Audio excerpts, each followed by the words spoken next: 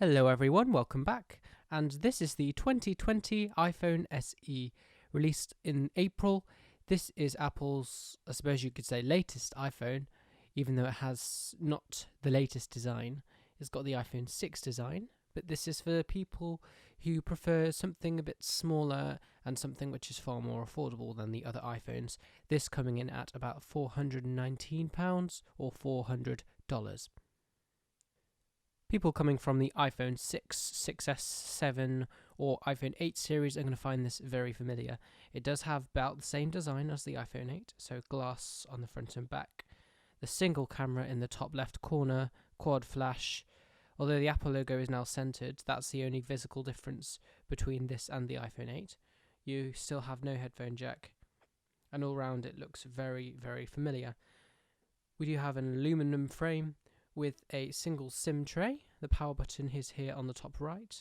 Then you have your antenna bands at the top and bottom. At the top of the device, it's just blank. There is nothing up there. And on the left hand side, we have two more antenna bands. The volume muting switch, which you can switch up and down to change whether the volume is muted or not. And you have your volume controls. And at the bottom we have the very familiar lightning port, we have a speaker, and we have a microphone.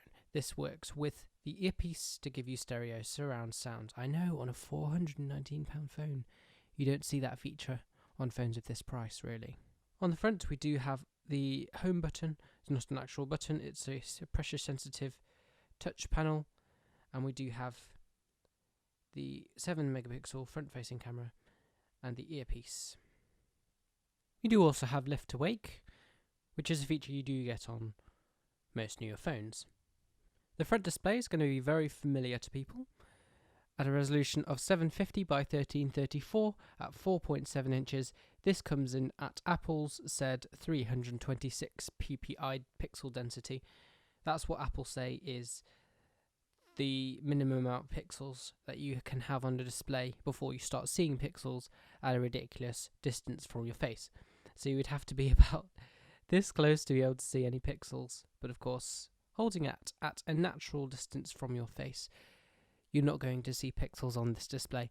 And believe me, I'm coming from a very pixel-dense Samsung Galaxy, which is of course very, very sharp. This is still plenty sharp, so it's not going to be depressing by any means. It is an LCD, or a liquid crystal display. That just means it has a backlight and it's shining through coloured crystals to give you the different colours on the display. This is different from AMOLED, which lights individual pixels to give you colour. It does also have 625 nits of brightness, so that's just enough to be able to see in direct sunlight, although it's not going to be as easy as most modern flagships, which have about 1,000 or more nits of brightness. Being an iPhone, of course, we are running on iOS 13, which is the latest version of Apple's software, running on the A13 Bionic system of a chip with a 7nm plus architecture. This is the most powerful chip in a smartphone currently. That is a fact, and there's no getting around that. It's a £419 phone, guys. It's so inexpensive for the specs that you're getting. I think it would have been very sensible for them to price this about $500, but of course they priced it much, much cheaper. They priced it the same price nearly as the original iPhone SE, which is going to be very attractive to lots of people, especially those who bought the original SE, because you're getting so much more here than you did in the original. In the original, you got the A9 chip with 2 gigs of RAM, and it had the same specs as the 6S. But now that you've got all these newer specs, including the A13 chip, which is ridiculously powerful, of course, it's very nice. We do also have a custom Apple GPU inside with 4 cores, a quad-core GPU. That's going to be incredibly optimized for all of your games and graphics that you're going to run on this, because it's an Apple product running in an Apple phone. For storage, they all come with 3GB of RAM. iOS doesn't require as much RAM as Android these days, so Apple can optimize the software to run on such little RAM. We have either 64, 128 or 256GB of storage. Now I went with 64 gigs because I'm not using this as my primary device, but on my primary device I use about 100 gigs of storage on its own. So by default, I would have to get a minimum of 128 gigabytes.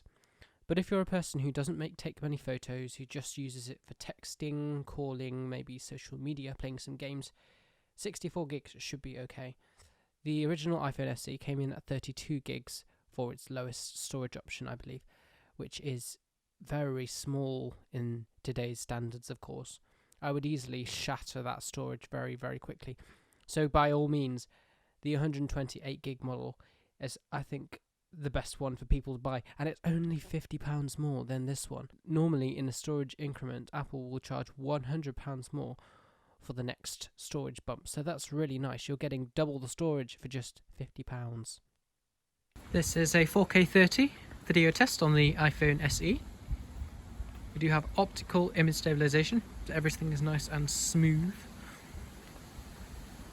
We also have 4K 60 and 4K 24 FPS. So if you want that cinematic frame rate, the 24 FPS is there, and then of course the 60 FPS is for extra smoothness.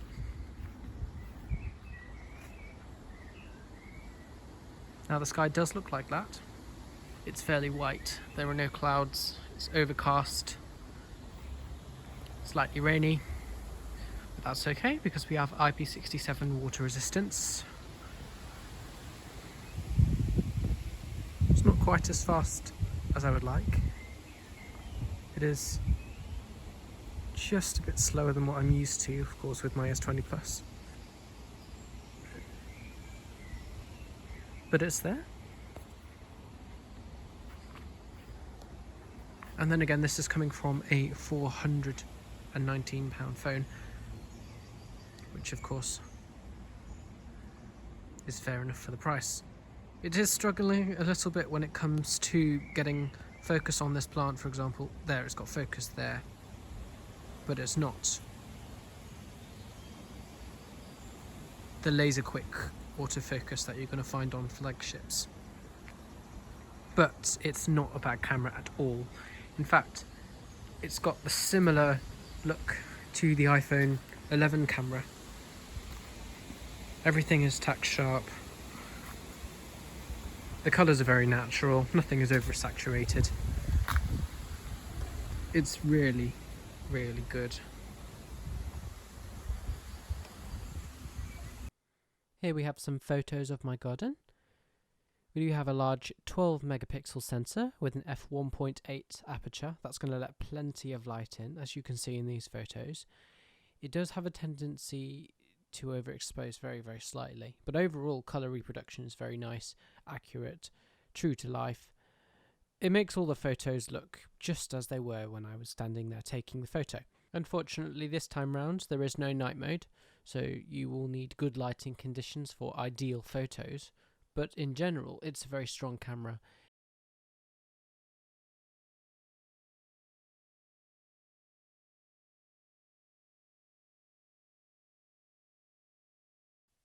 Gaming on this phone is a breeze with Apple's custom in-house chips. It's probably the smoothest gaming performance you're going to get on a mobile device, especially with this lower powered display. It's only pushing 326 pixels per inch. It's going to run even better than probably the iPhone 11 Pro series or even the iPhone 11, even though they have the same chipset. On those phones, it's pushing larger screens and more pixels. So it's probably going to run better, considering this phone has a much smaller body, smaller display, and of course it's that lower resolution of 326 ppi. It's going to be fantastic for those of you who want the smoothest gaming performance you can get on a phone. And it does have those stereo speakers as well, which for this body size, I just crashed. Of course I did. For this body size, are very impressive. They're not the loudest speakers. Obviously, bigger phones are going to have better speakers if they have stereo sound. But for this iPhone's size, the speakers are pretty impressive. For people using the newest iPhones, these gestures on this phone are slightly different. So you don't have the navigation gestures that you do on the newest ones, but you do have the older ones. So you swipe up from the bottom to access your control center. You swipe down from the top to access your notifications. You double tap the home button for reachability, and you just press to go home. you double press for multitasking. This is going to be basically the same experience if you have an iPhone with this design. So like I said before, an iPhone before the iPhone 10, you're going to have a very familiar experience. The fingerprint sensor on this phone is the fastest I've ever used, I kid you not. I mean, you just press it and you would think it's not doing anything, but look at that. It's lightning fast, even when the screen is off and I just touch it. I touch it for 1 second and it unlocks the phone. I don't even get to look at my notifications on the lock screen. To do that, I would have to press the power button. Now on here, we do not have double tap to wake, which is something I found getting used to having a Samsung, where I have to double tap to wake the screen and a single tap to use the always on display. Here, I have to press this home button. And one issue with this is that it has to be skin. So if you're wearing gloves, especially during this pandemic, if you're wearing gloves, it's not going to act as a press. You have to press with your finger because it's a capacitive button like the screen is. We do no longer have 3D touch. Now this is the same across all of the newer iPhones from the iPhone 11 series. You do have haptic touch, so you long press on an icon and you get the same extra details, but it's not as satisfying to use as 3D touch. It doesn't have the same kind of feel. I mean, yes, it's there, but it's basically just a long press, and it's what we have in Android, where you get a haptic press after long pressing on icons. It's not the same as 3D touch, and I wish they would bring it back, because 3D touch was a pretty nice feature, and it just gave you a newer level of dexterity to use with your phone. Inside, we do have a 1821 milliamp battery cell for today's standard, with phones coming out with 4000 or 5000 milliamp batteries. That sounds very small, and it is, but powering this display and this smaller form factor, there's a smaller 4.7 inch display, it's actually quite manageable. I never once had to charge this during the day when I was using it. Granted, I was using it less because of the older design, but still, it gives me all day battery life, even with that small battery. Possibly about 4.5 to 5 hours of screen on time. You're going to be happy with this. It's got the same size battery as the iPhone 8 series, if not a bit bigger, but still gives you all day battery life. This phone comes in at 3 colours, black, red and white, the red being product red. This time on the white phone they've given it a black front, which I think suits it a lot better. All of them have black fronts, in fact. There was an iPhone 7 which came out in product red, and it was a very controversial topic because it had a white front with red borders and a red back, and it didn't look great. It had a silver ring around the home button as well, like the standard white fronted iPhones, but with a red body. I personally think that this looks so much better, including with this model. I think it looks lovely. The contrast between the silver frame and the black bezel at the front does look really nice. It's a much improved design, having the black front instead of the white one. It just looks nicer. It looks more sleek, and it looks more seamless when it's sat on a table. It looks like it's just all screen when it's got this black border, but that is of course until you turn the screen on.